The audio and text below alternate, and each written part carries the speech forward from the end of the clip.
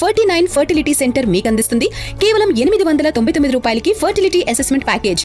ఆంధ్రప్రదేశ్లో స్వయం సహాయక సంఘాల మహిళలను ఆర్థికంగా మరింత బలోపేతం చేసి వారిని విజయవంతమైన పారిశ్రామికవేత్తలుగా తీర్చిదిద్దేందుకు రాష్ట్ర ప్రభుత్వం కీలక నిర్ణయం తీసుకుంది. మహిళలు స్వయం ఉపాధి రంగంలో రాణిస్తూ కుటుంబ ఆర్థిక పరిస్థితిని మెరుగుపరచాలని లక్ష్యంగా పెట్టుకుని భారీ స్థాయిలో వ్యక్తిగత రుణాలను అందించే కొత్త కార్యక్రమానికి శ్రీకారం చుట్టింది.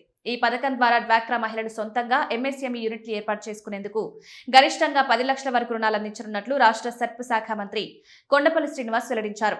కేంద్ర ప్రభుత్వ ప్రతిష్టాత్మక పథకమైన దీన్ దయాల్ అంత్యోదయ యోజన జాతీయ గ్రామీణ జీవనోపాధుల కార్యక్రమం కింద ఈ ఆర్థిక సహాయం అందించబడుతుంది.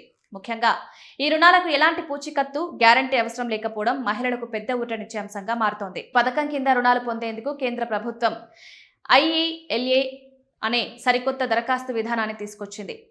మహిళలు సులభంగా దరఖాస్తు చేసుకునేలా ఈ ప్రక్రియను రూపొందించినట్లు అధికారులు వెల్లడించారు. ఇప్పటికే చిన్న వ్యాపారాలు నిర్వహిస్తున్న మహిళలతో పాటు కొత్తగా వ్యాపార రంగంలోకి రావాలనుకునే వారు కూడా ఈ అవకాశాన్ని వినియోగించుకోవచ్చని మంత్రి కొండపల్లి శ్రీనివాస్ స్పష్టం చేశారు.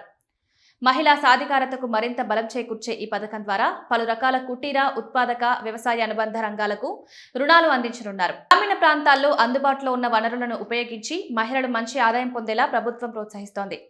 ఈ పథకం ద్వారా మహిళలకు కేవలం రుణాలు మాత్రమే కాకుండా వ్యాపార నిర్వహణపై అవగాహన, శిక్షణ, మార్కెటింగ్ అవకాశాలు కూడా కల్పించేందుకు చర్యలు తీసుకుంటున్నట్లు అధికారులు తెలిపారు. మహిళలు స్థిరమైన ఆదాయం పొందేలా, తమ వ్యాపారాలను విస్తరించేలా అవసరమైన మార్గదర్శకత్వం అందించనున్నారు.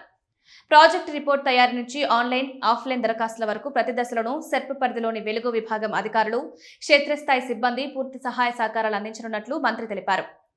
గ్రామీణ మహిళలను ఆర్థికంగా బలోపేతం చేసి స్వయం ఉపాధి రంగంలో ముందుకు తీసుకువెళ్లే దిశగా ఈ పథకం కీలక మైలురాలిగా నిలుస్తోందని ప్రభుత్వం భావిస్తోంది. డ్వాక్రా మహిళలు ఉపాధి కోసం ఇతరులపై ఆధారపడకుండా తామే ఉద్యోగాలు సృష్టించే స్థాయికి ఎదగాలని రాష్ట్ర ప్రభుత్వం లక్ష్యంగా పెట్టుకుంది. ఆర్థిక అభివృద్ధి కూడా భాగస్వాములు కావాలని అధికారులు సూచిస్తున్నారు.